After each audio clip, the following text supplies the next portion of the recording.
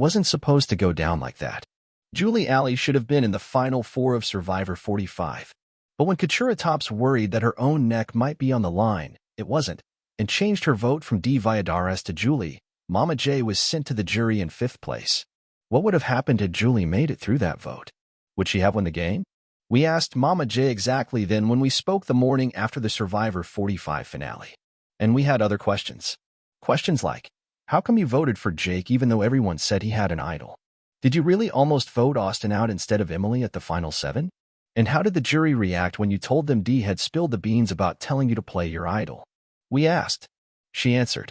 Also check out our finale interviews with D, Austin, Jake, Katura, and host Jeff Probst. Julie Alley.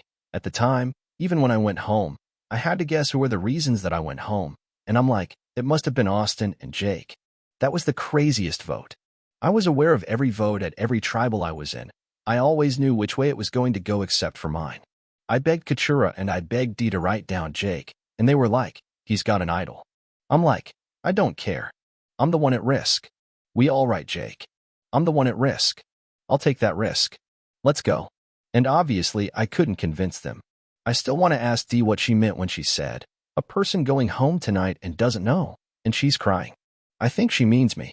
But I knew I saw her and Austin talking on the beach and I was like, oh, Austin is going to vote me again. So I knew and I was ready. I accepted it.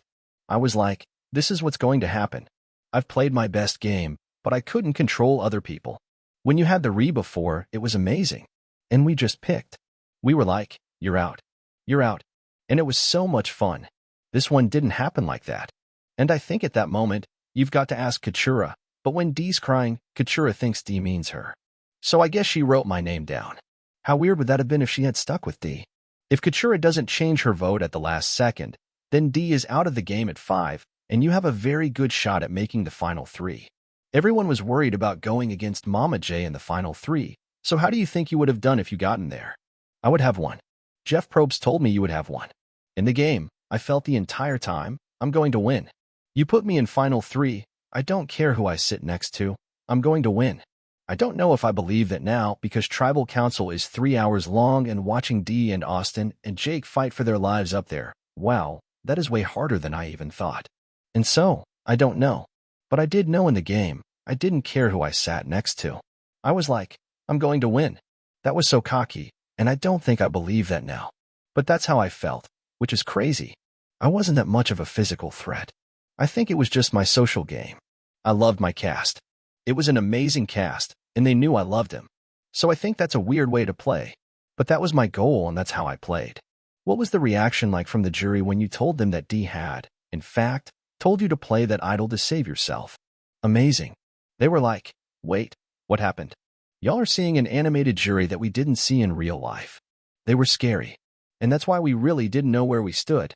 So coming back and getting the heroes welcome, they're all like, Mama J. It was greatest night ever. The only thing that's a little hard is it does come across, and I don't blame D at all. She's like, you're going to play it, and you're going to vote out Emily, and you're going to do this. We had 2 seconds. So I know she feels bad. I think she said that she looks like she's bossy, but you don't have time in that small amount of time to be like, how do you feel? She's like, I gotta get this information across. So I get that. And everyone's like, oh, you should have taken out Austin. He had an idol in his pocket. And I'm like, yeah, that would have been so flashy. That would have been so cool. But I couldn't see my way to the end. Had I taken Austin out then, now I've got Drew and Emily. Emily is the biggest gamer, amazing player out there.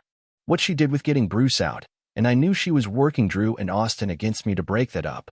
I put that on her, and I'm like, she's got to go. So D gets the credit for that because she's like, I told Julie to do it, and this is what I told Julie to do, which she did. But it makes me look like I didn't have a say in that. And that was hard for me because I did get my feelings hurt. I was such an emotional player and that it was all relationships. That was my best gameplay, was to get Emily out. And I still stand behind it. And I don't blame her at Final Tribal saying, I told Julie what to do, and this is what she did. She was fighting for her life. So I don't blame her for taking credit for my move. But that hurt. You were having a lot of trouble with lying to people you voted out of the game. And often the mom type is unfairly blamed more than other players for doing the lying because mom is not supposed to lie. Did that internal struggle on your part over the lying fade away after you left the game? Or were you still feeling guilty? The Kelly and Kendra votes were the hardest.